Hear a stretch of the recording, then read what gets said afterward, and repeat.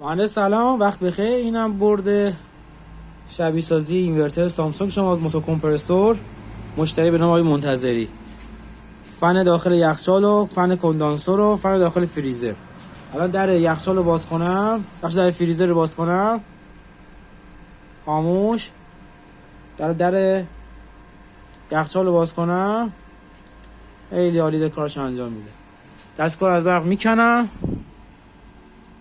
اوکی، از برق کندمش. دوباره دستگاه رو میذارم به برق. دستگاه ریست بکن لطفا، رکورد از اول بزنه. خب 1 2 3 میزنیم به برق. خب اول فن کندانسور، بعد موتور اینورتر، فن کندانسور، بعد موتور اینورتر، بعد فن یخچال و فن فریزر.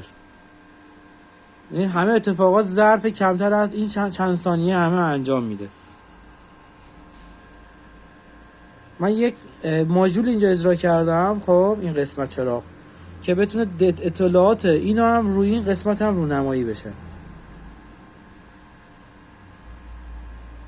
یه کار